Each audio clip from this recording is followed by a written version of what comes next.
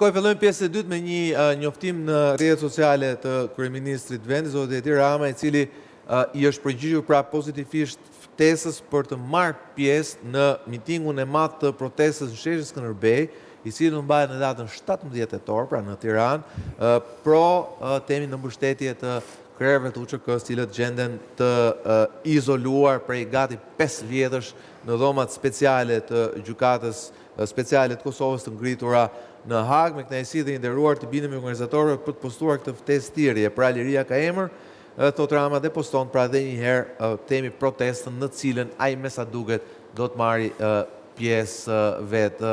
Skënder, kjo le të themi, folëm pak më herët, Çeku e quajti dhe gjithë quajti që ka një konkurrencë gjithë gjelash, le të themi, midis Ramës dhe ose më thënë midis Kurtit me idenë e Ramës. Rama ka qenë sponsori kryesor i Kurtit deri në 2016-2017. Le të themi, hapësira që Kurti e pati dhe e përdori jo mirë.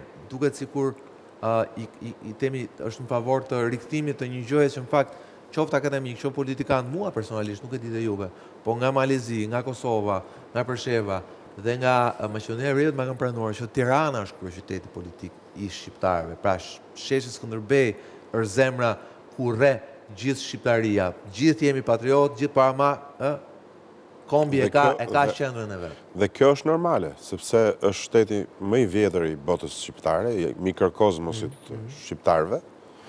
Është një shtet i cili mirë ose keq ka një aderim në institucionet ndërkombëtare, pra ka një njohje dhe një integrim edhe me sistemin ndërkombëtar të rregullave, të siglave, të tavolinave, të tryezave, që nuk e kanë komponent tjerë të botës shqiptare për shumë arsye të kuptueshme.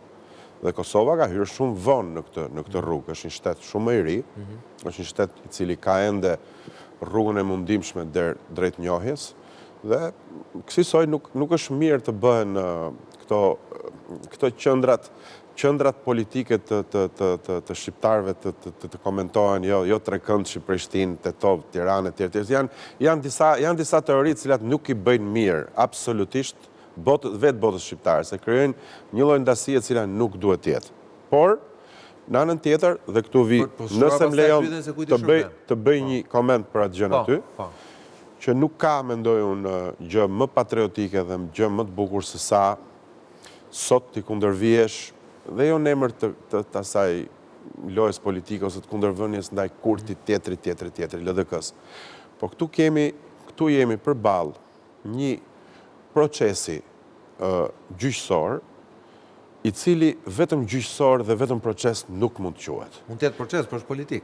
Absolutisht është një proces politik, vetëm sepse duhet ketë disa politikanë kosovar në ato qeli, ashtu siç ka pasur më parë Bosnjak, Kroat, Serb e tjerë. Pra, duhet që harta e dënuarve në atë që quhet hapësira ish jugoslave, për hir të lojrave të mëdha gjeopolitike, ruso, serbo, po edhe të evropianëve të frustruar mbas vitit 99, të cilët ende i brendër gjegja thellë, përse ne e bombarduam këtë kryeqytet kaq evropian me ura, me histori, me kulturë e tjerë që quhet Beograd, dhe që ne pse bëm këtë punë? Pse na mori zoti mend? Shkruaj mendon një pjesë e politikës sot me evropiane, për fat keq.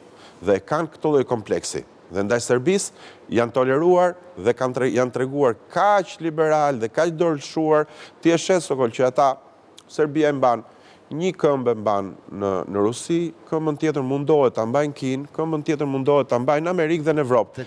Është vetëm që ka dhe biologjin, i kanë dalë më shumë se 2 këmbë. Patjetër, i kanë dalë më shumë se 2 këmbë dhe ka një politikë të jashtme, që është një politik të jashtme dhe i Serbisë. Kamaleon, po lejohet ta bëj. Ky është problemi. Një politikë të jashtme që thot politika e 4 shtyllave. Kinë, Rusi, BE, Amerikë, janë përjashtuese, nuk mund ta luash këtë lojë me 4 korsi. E megjithatë lejohet. Dhe pjesë e këtij frustrimi, për fat keq, jo vetëm lindor, po edhe perëndimor, është që ata zotërit janë atje në atë lloj procesi, ku është brenda edhe shtëpia verdh, ku është brenda edhe një lumë. Imagjinare. Imagjinare verdh. Jo, më nuk është imagjinare ajo se nuk është analizu fare në proces. Jo, më fal lutem. Nuk është mangur fare. Nuk ka del fare. Shtëpia është, po çka ka brenda dhe sa të vërteta janë ato fantazma që përfliten aty. Se kjo është maskarallogu.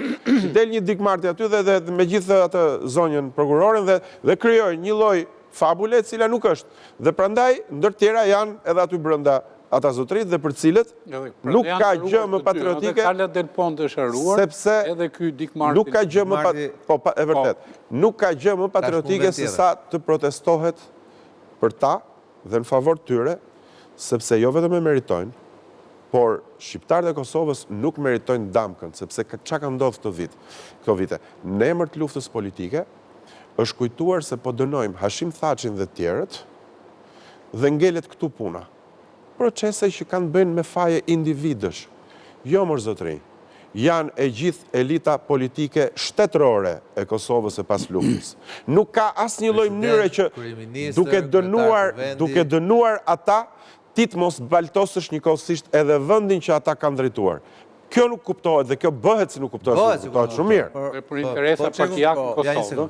Për aq kohë sa gjykata dhe të gjesat janë që tendenca është për të krijuar, për ta paraqitur këtë si strukturë të krimit organizuar, pra sigurisht që bie goditja tek UÇK-ja. Dhe në raport me UÇK ne kemi patur një qëndrim që nuk na sforcon. Një kom, një qëndrim. Dhe në këtë rast, të gjithë duhet të jemi një kom, një qëndrim në raport me atë që duhet të mbrojmë UÇK-n, vlerat e luftës, të mbrojmë Kosovën. Pastaj, për çdo gjë individuale është çështje tjetër, po ata nuk po e trajtojnë individualisht. Pra, akuzat nuk janë individuale. Ajo çfarë po shohim çdo ditë më shumë është që ka një tendencë, edhe kjo u duk edhe në përgjigjet që dha James Rubin, pra që mbrojti strukturën, mbrojti ndërhyrjen amerikane më shumë se sa vetë UÇK-n. Dhe lidhur me gravitetin e Tiranës, më ka bërë përshtypje një term i ri që ka filluar të hyjë, do të vi nga Prishtina, dy shtetet motra. Çfarë do të thotë kjo? Më mirë thuj dy shtetet tona, dhe nuk ka nevojë të futemi në këto familiaritetet, sepse në diplomaci nuk thot në i gjë të madhe kjo, dy shtetet motra, ose dy shtetet vlezër, ose dy shtetet, çfarë është kjo? Këtu ka një shtet am, dhe kjo është Shqipëria, ne jemi këto që jemi sepse vim si pasojë një padrejtësie historike, kemi bërë një kompromis me këtë histori, pra kemi pranuar shtetet që na rrethojnë, japim kontributin në Maqedoni që ai shtet të funksionojë.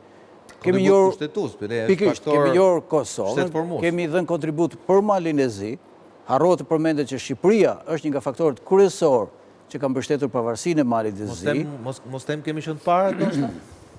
Nga të para. Kemi qenë nga 3-4 vendet e para që kemi. Kemi punuar dhe unë po e them këtu, kam qenë i dërguar për të mbështetur pikërisht këtë gjë. Kjo është një kapitull tjetër. Pra, ne kemi luajtur vërtet një rol shumë të rëndësishëm në rajon dhe du të jemi krenar të gjithë për këte. Ama ne nuk mund të mohojmë që zemra e shqiptarisë është Tirana dhe sytë e çdo shqiptari, kudo që jeton në Amerikë, në Australi, në Kosovë, në Maqedoni, kudo i ka në Tiranë. Dhe e tragojnë ndeshja me Serbinë. Kjo nuk do ta nga elementet. Bravo, dhe kjo nuk do ta kompleksoj asnjë person, pavarësisht se kujt i bie radha për të qeverisur në Tiranë.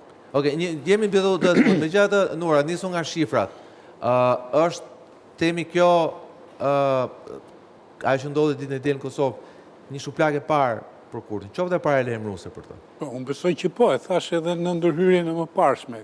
Sipas meje, kohë do të vërtetoj, është fillimi i fundit të, po themi, të pushtetit në ngritje populizmit të politikanit Kurti dhe të lëvizjeve vendose, që në një farë mënyrë nuk është se nuk identifikohen shumë mirë me njëri tjetrin, po ta ndjekësh gjithë historinë e saj, identifikohen shumë mirë me njëri tjetrin. Besoj që kjo ka ardhur si një maturi e elektoratit në Kosovë, dha përgjigjen e parë. Mund ta jepte edhe më të rëndë, sepse e meritonte. Unë besoj që e meritonte, pa ta e vendosin ata.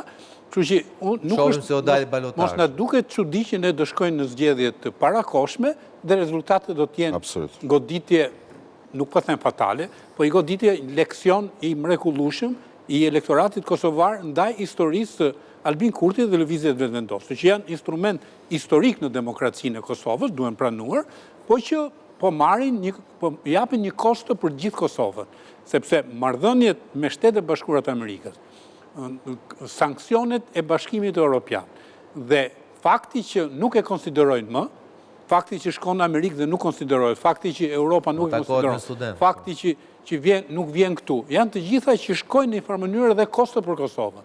Dhe Kosova besoj që është e pjekur tashmë, elektorati kosovar do të japin në zgjedhjet e parakohshme që zorë se mund të shmangen, sipas analizës time. Do të japin një përgjigje, ky është fillimi në zgjedhjet lokale. Kemi edhe balotazh. Ishte skenari që Kurti do ta çonte vendin vet deri zgjedhjet e parakohshme, por tani mund dalim te skenari tjetër që është i detyruar. Rezultatet ja tregojnë që rezultatet shikojmë se do dalë balotazhi, por rezultatet tregojnë që Vendosja nuk ka shumë pak përkraje. Këshilltarët janë goditje e qartë për të. Balotazhi do të jetë për kryetarët e komunave dhe që sigurisht. Por goditja është dhënë pasi po marrim edhe Prishtinën, komunën apo siç quhet atje komuna, po ne nocionet tonë është bashkia e Prishtinës, ku Ibrahim Rama para 4 vitësh hynte si sfidant, doli i dyti në raundin e parë dhe pastaj fitojnë balotazh. Ndërkohë sot shikojmë që Ibrahim Rama se qyteti e tregon temperaturën, apo jo? Ndërkohë shikojmë që sigurisht shkon balotazh, por Ibrahim Rama shkon si më i votuari. Pra shkon me një avantazh, le të themi, duket sikur fitoria e tij tashmë është e parashkruar, ndryshe nga 4 vite më parë. Shiko, kjo që ndodhi ju e thatë shumë saktë atë që tregon temperaturën. E tregon temperaturën edhe për arsye të inteligjencës dhe për arsye të elitave, të cilat janë në kryeqytet. Dhe fakti që kanë lëvizur elitat, për mua është surprizë, sigurisht që është e vogël, po më duket se ka lëvizur qytetaria në Kosovë, gjë që unë nuk e besoja. Jo kam shprehur dhe këtu, kam menduar se edhe për një... Ne të kemi paralajmëruar që e kapim. Edhe për një 4 vjeçar tjetër, ende qytetarët s'do binden, por praktikisht kanë lëvizur dhe u binden. Brenda një viti ka humbur 8 pikë në shkurt krahasuar me zgjedhjet politike. Dhe mund të ketë humbur po kaq pikë edhe në këto zgjedhje. Ka humbur 9 deputet. Çfarë kanë zgjidhur këto zgjedhje? Në radh parë kanë zgjidhur një gjë, nuk kanë zgjidhur shumë gjë. Kanë zgjidhur një gjë që ky Kurti shkon në zgjedhjet e përgjithshme, jo me staturën që kishte, shkon i plagosur në thonjza. Domethënë nuk shkon siç kishte menduar që shkon i glorifikuar dhe atje do kam marrë dhe zgjedhjet, kam marrë pushtetin lokal, domethënë komunal, dhe tani atje ishte fitimtar. Ashtu duket se ishte e gjithë rruga e tij. E para, e dyta, ajo çfarë ka shumë rëndësi, shkon se në mënyrë që në zgjedhjet e tjera Kosova shkon duke shpresuar të opozita. S'kishte asnjë shpresë të opozita. Tani roli e gjithë barra, gjithë pesha bie mbi opozitën. Nëse do kthehet kjo gjë së prapthi, domethënë mund mos shkojë te Kurti, po mund të shkojë dëm. Si shkuan votuesit, 38% e votuesve votuan dhe kjo dëshmon se kosovarët janë të dëshpëruar me qeverisjen e tyre. Nëse opozita nuk do di ta lexojë këtë gjë, atëherë ka për ta lënë vendin në një qorsokak, siç ishte edhe me Kurtin, por në një lloj përbaltje më të butë. Desha të them një gjë për këtë, nëse më lejoni, një gjë për këtë datën 17 në Tiranë. Desha të them dy gjëra, domethënë, e para, kjo bëhet për të mbrojtur rrënjët e shtetit të Kosovës, dhe nuk është fjala fare aq shumë për një lloj entuziazmi patriotik, por nëse goditet, dhe kjo është goditja kundër UÇK-s është bërë me qëllim për të zhvlerësuar shtetin, sepse është themeli i shtetit. E para dhe dyta, ajo çfarë ka ndodhur në ish Jugosllavi me Mladić, me Karađić, me Milošević, e tjerë vërtet gjykatë speciale i ka dënuar dhe ata pas shumë viteve. Por nuk ka prekur dhe nuk mund prekte themelet e shtetit as vetë Miloševići, sepse ishte një gjë tjetër, ishte ndërtuar ndryshe, ishte formuar ndryshe shteti. Ndërsa këtu kemi të bëjmë me njëherë, domethënë njerëzit që nuk e duan Kosovën në përbot, sigurisht që ka plot, me njerë do thonin që ky është një shtet fals, për arsye se është ngritur mbi Krim. Drejt kësaj po shkonte. Fakti që kryeministri i Shqipërisë i jep këtë vlerë për arsye se të shkojë në protestë, kryeministri është rasti nga më të rrallë të botës.